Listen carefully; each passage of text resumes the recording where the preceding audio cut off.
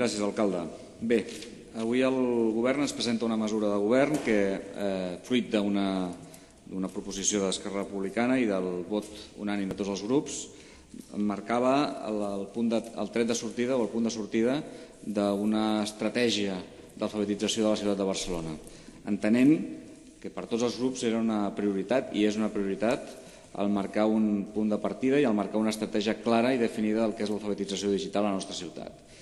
Em sorprèn d'alguna manera que el tinent d'alcalde parli amb els termes que ha parlat quan ha presentat aquest document, almenys amb el document que ens ha presentat. Suposo que deuen tenir-ne altres.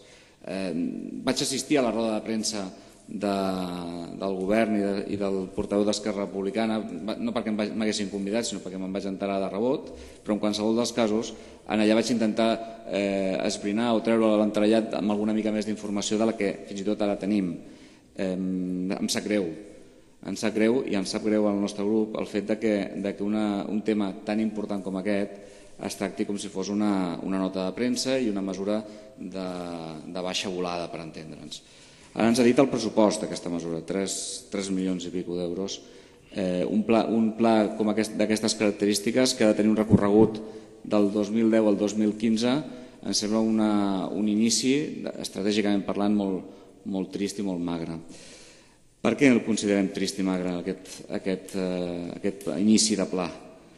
Perquè d'entrada fallen ja en la diagnosi inicial. No han fet diagnosi inicial. El pla és per arribar a una conclusió de com hem d'afrontar l'alfabetització digital en aquesta ciutat. Escolti'm, treballin una miqueta més, per favor.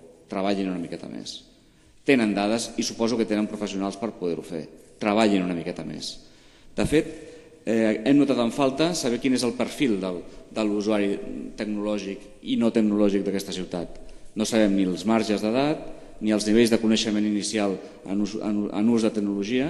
Escolti, n'hi ha molts estudis fets d'aquests temes i d'aquests àmbits. No hi ha ni una sola referència en això. Comencem a treballar i no sabem amb què treballem, ni amb qui treballem i quin és l'objectiu real. Al final arribaré a la conclusió que aquest pla és un pla per intentar dotar de contingut un edifici del 22@ que es diu el Mediatic, que no en saben què fer igual. Al final arribaré a la conclusió que aquest pla és un pla per fer cursos i cursets, tornem-hi. Parlen d'aliança amb la societat civil, parlen d'aliança amb els experts. On són? Quins són? Si fins i tot en el pla s'han equivocat a l'hora de parlar d'una empresa de la Universitat de Barcelona que li diuen que és de la UOC. No ho saben, no ho coneixen. I L3 és de la Universitat de Barcelona, no és de la UOC. Cap referència a empreses tecnològiques, ni una. Els seus aliats estratègics són la Fundació de la Caixa i la Caixa de Catalunya, em sembla extraordinari. Hi ha alguna més? O esperen fer un altre pla i un altre pla per analitzar quina és la situació de tot plegat? Cap referència al món de l'empresa. Formarem aturats. Escolti, en què els formaran? Qui els hi dedica? El contingut de la formació dels aturats bàsicament l'ha de marcar el mercat del treball. Les empreses on són? No hi són. Parlem d'una cosa seriosa. No hi ha cap referència tampoc de coordinació entre les diverses àrees de l'Ajuntament. Si ens creiem l'alfabetització digital, ha de ser una estratègia conjunta de l'Ajuntament de Barcelona. Parlant al principi d'educació i tal, infraestructures tecnològiques a la ciutat. Hi ha un tinent d'alcalde aquí que està impulsant, suposo, un llibre blanc sobre la situació de les telecomunicacions a la ciutat de Barcelona. Quina referència n'hi ha a tot això? Sabem quants usuaris tenim de wifi a la ciutat de Barcelona?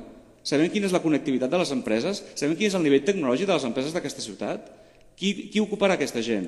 Aquests aturats que diuen que nosaltres formarem. En quin contingut? No, ja ho farem, ja ho farem. Nosaltres pensem que aquest és un pla pensat únicament per la fotografia.